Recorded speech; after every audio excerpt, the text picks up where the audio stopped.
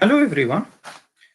Today we're going to talk about a few tips and tricks that you can use with Alteryx. Uh, I got few questions from students, questions about how to organize your work, your files, question about some options for the tools. So I thought today I can provide you with few tips and tricks.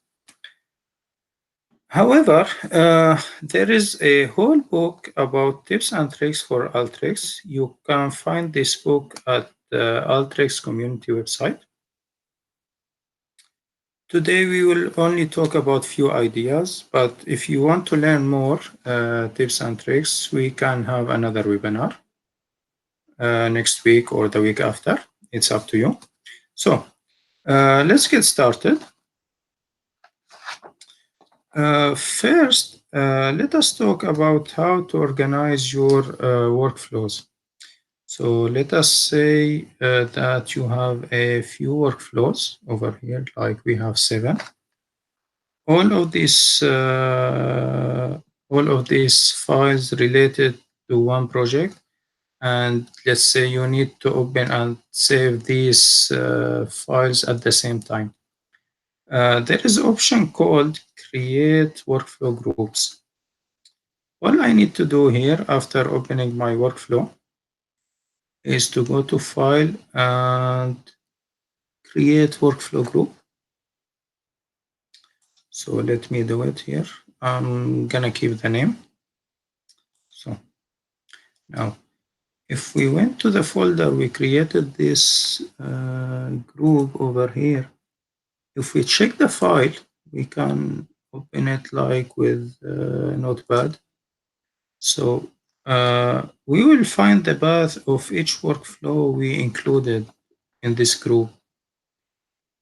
So we don't actually create like one file for all the 7 workflows here. All the changes will be done on the original files, not on the group file. This is only to organize your work. So this is for the workflow group option. So the next trick I want to show you is what we call hover to discover. You only need to hover over the name of the workflow to see where this workflow has been saved. You want to see the link or the path to the folder for this workflow. All you need to do is to hover over this one. So those was a small and fast tricks. Let's talk now about Canvas. So let's talk about the setup or the setting for the canvas. I mean this area over here. This is the canvas in Alteryx. So basically we have 2 levels of setting for canvas. We can change the setting on the canvas level for each canvas, I mean, or we can change the setting on Alteryx level, not just the canvas we are working on, but for the all canvas in Alteryx we have. So the first one is to change the setting for the current canvas. All I need to do is to click on any point over here. So this is the setting for this canvas. We have like layout direction, horizontal or vertical.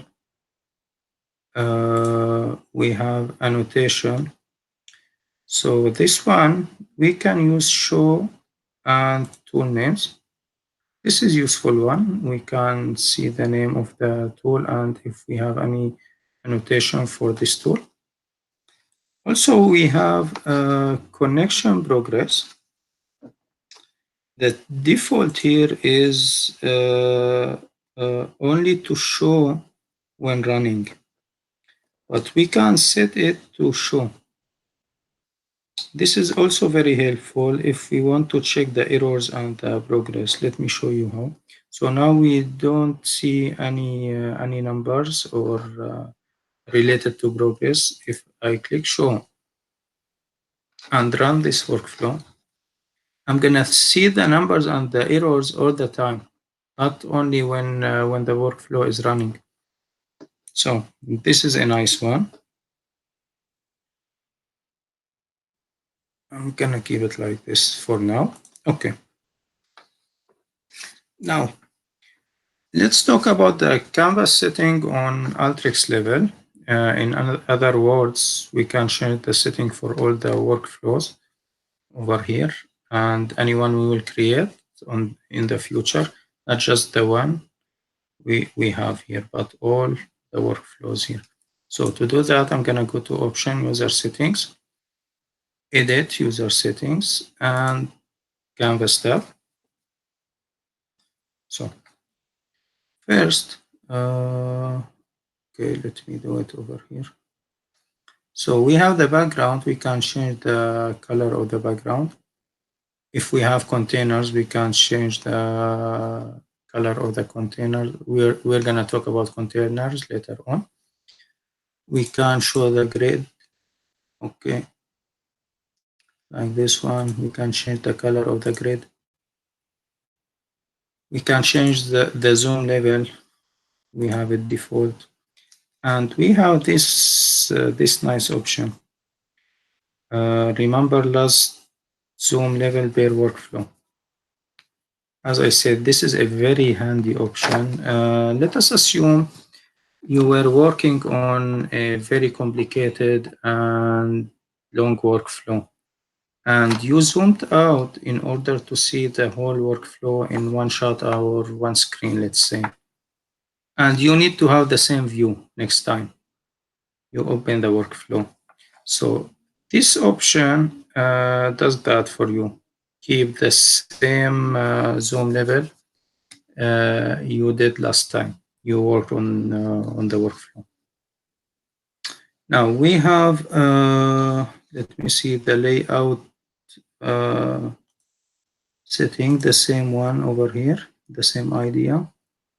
We have the connection settings. This one is about how would you like your connection lines to be. We mean this one, this line, this connections lines. Okay, let me see. The first two options are trying to go around the tools. The second one is the default one, we have it here. But the first one, let me apply it. It's similar to the second one, but it has a sharp angles or corners. The third one, the straight type, this is my favorite. It chooses the short, let me see first. It chooses the shortest line between each two tools. This is very direct and very straight. This is nice one. Okay, I'm gonna keep it as default over here.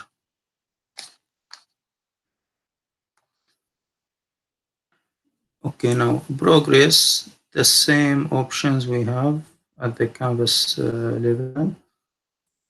Okay, annotation settings, we can change the font, the color, and the background. Let me show you some example here. So I'm gonna change the size of the font. So apply. See? So let's go back to the default one. So that's it about the canvas settings. Let us move to the next subject in our session today. So let's talk about connections, or how to connect or reconnect or delete tools. So we have a few examples here about this subject. Let's assume we have this situation. I have the input tool, then I added 3 filter tools, but I discovered that I forgot to add select tool to change the data type. So normally I'm gonna go grab a select tool add it here, and then I'm gonna delete those connection and do it again manually. Or I can do it like this. Right click on the input tool, then I'm gonna insert after. Remember, I need a select tool from preparation group. So I'm gonna choose select. And now we're good. Instead of doing all the manual job, I can do it only by clicking on insert after. So another tip or trick, oh, this is not the right name. Sorry about that. Okay. So we have another tip about the connections. The join tool is a great example here. Let's say I made a mistake, choose the wrong output here. I don't need to delete a connection and reconnect. All I need to do, right click, switch origin to, let's say, instead of the left output, I need the right over here. So it's simple. I don't need to delete and add a new connection. So I'm gonna call this one switch origin. Okay. Now the third trick is about delete and connect around. So let's go back to this example. So let's say I want to instead of inserting like I did during the first example, I discovered that I need to delete this select. I added this select by mistake to my workflow. So when I delete it, I'm gonna lose all my connections. But instead of doing that, I can do this. Delete and connect around. So if I choose this, I'm gonna keep my connections and Alteryx gonna connect the previous tool and the next tools. It's very handy option here in Alteryx. So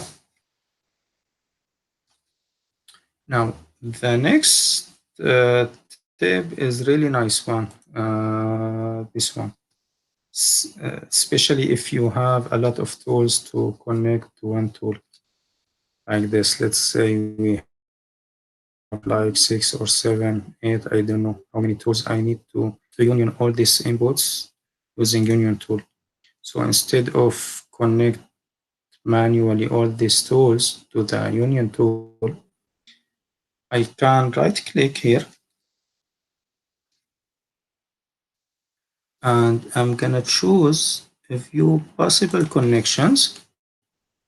So remember, sometimes you need to uncheck from here because you select the union tool.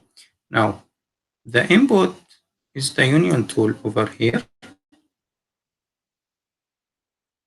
while the output from here is all the select tools. So I'm gonna choose all the select tools and I'm gonna click connect. See, this is very nice one. And it saves you a lot of times, especially when you are working with the huge workflows and a lot of tools, a lot of data sets, for examples.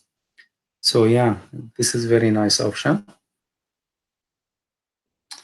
Now, last tip about tools and connections is how to make them organized and how to give them a better appearance.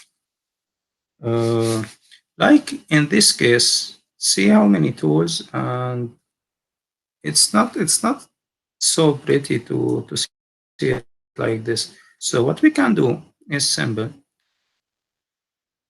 Highlight these tools, the input tools, and then I'm gonna choose align vertically. Then I'm gonna choose distribute. So the same thing I can do for the select tools.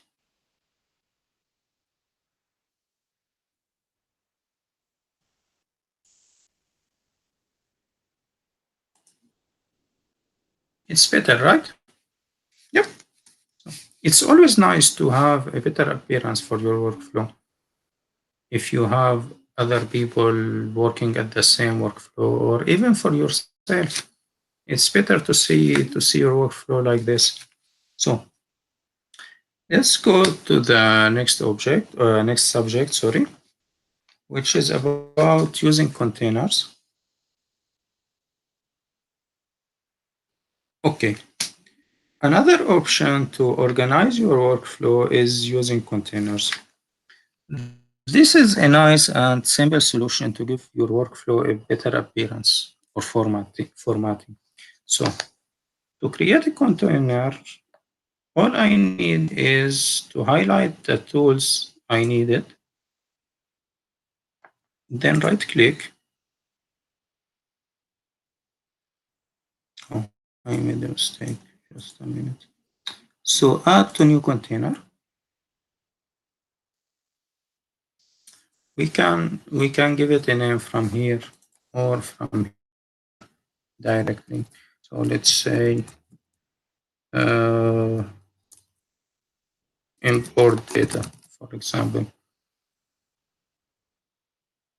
I can give it a color, I can give it a background and everything. Also, I can do here another one. So add to new container. Let's call it step 2. We have another one over here. So let's call it step 3, for example.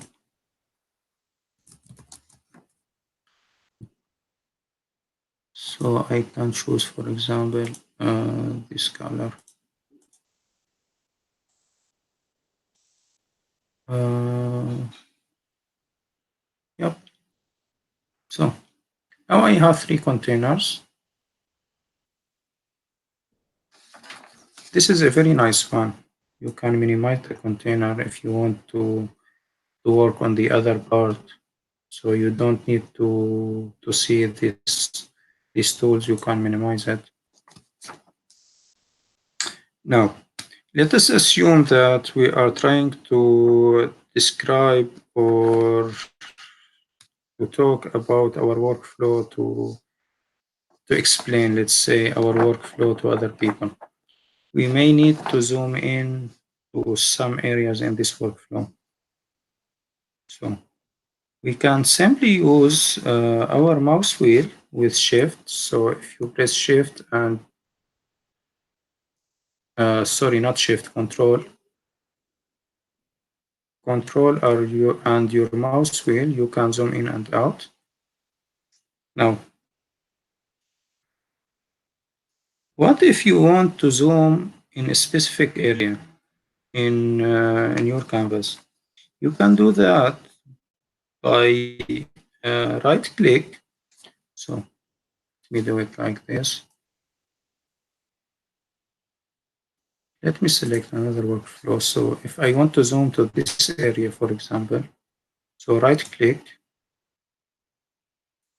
see, this is a pretty cool option.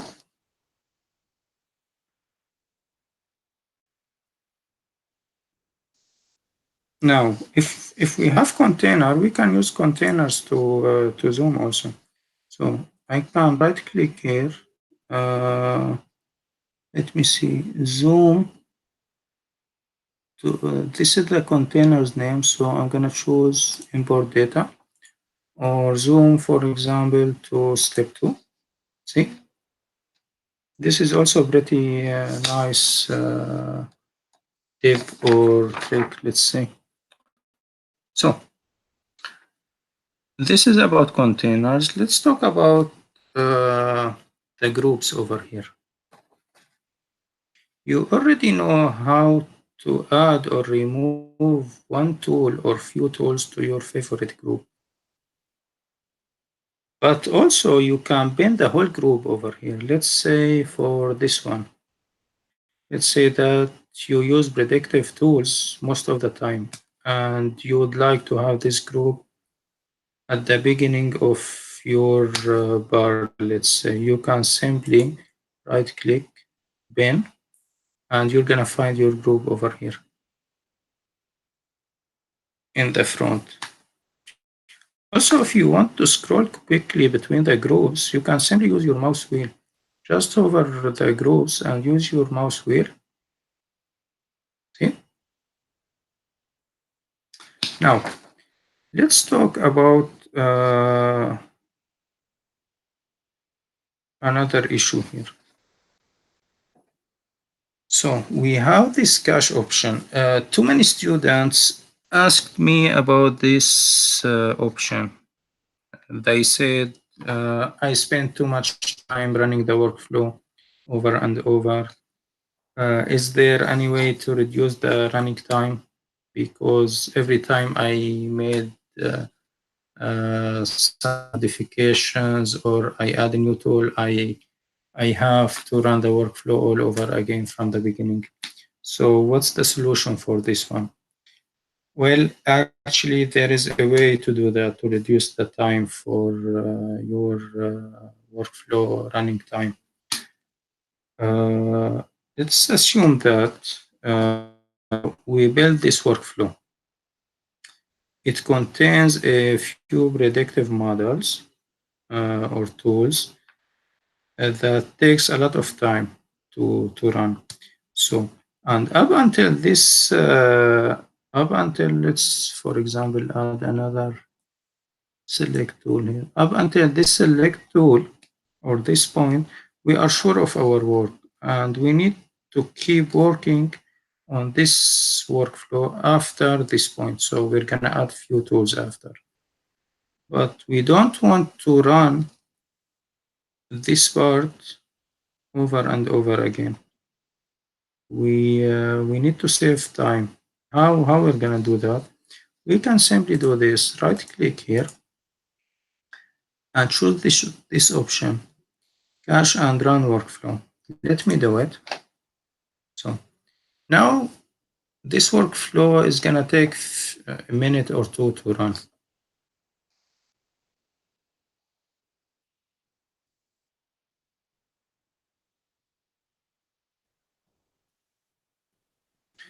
Now Alteryx saved the result up until this point. So if we add, for example, another tool, the time to run this workflow should be only the time to run this tool. So if I run this workflow now, it should be only take a second or two because I've already have the result for this part. So let me run it now.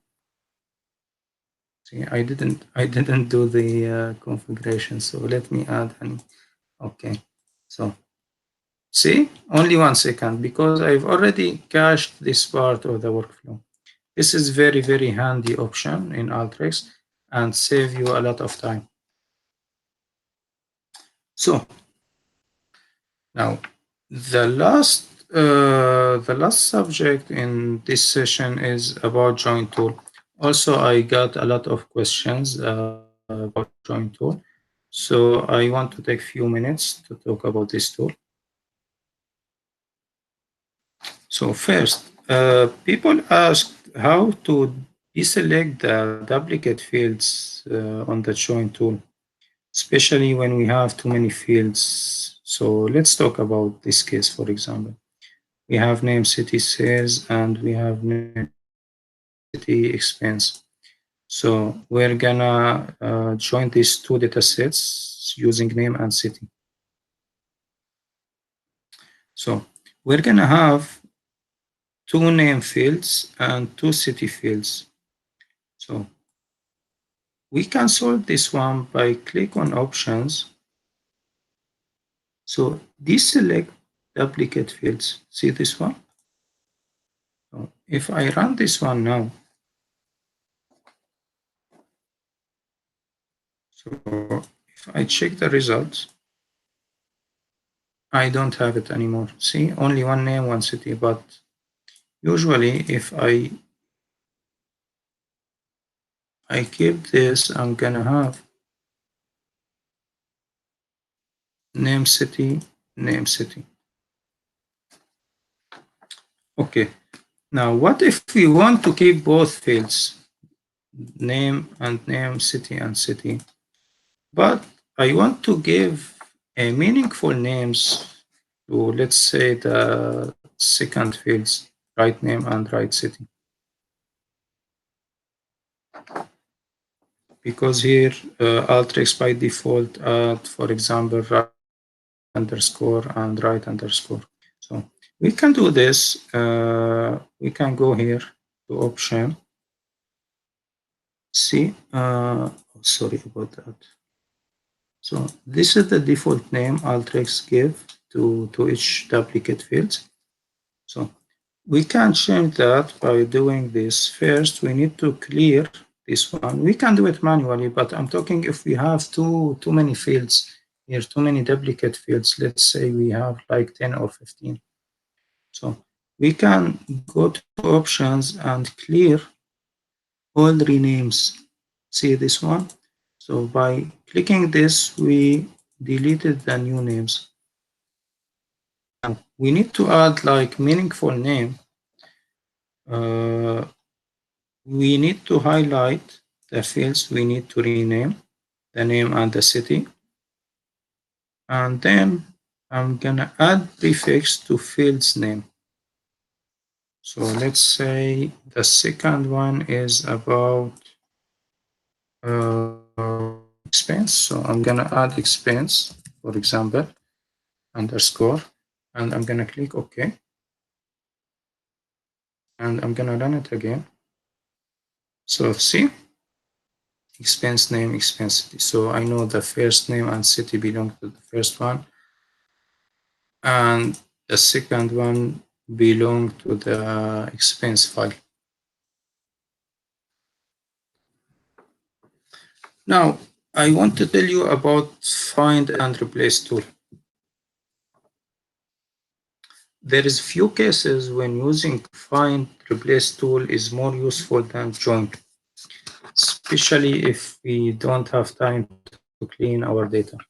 So let me give you this example about case sensitive scenario.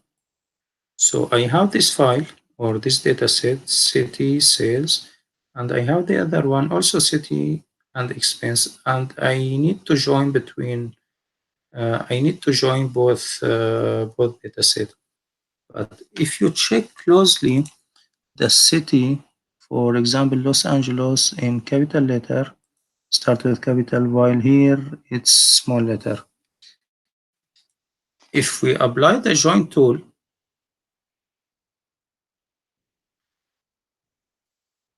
we're gonna get only one record matched between both data sets because only Long Beach has the same in both data set in capital letter. So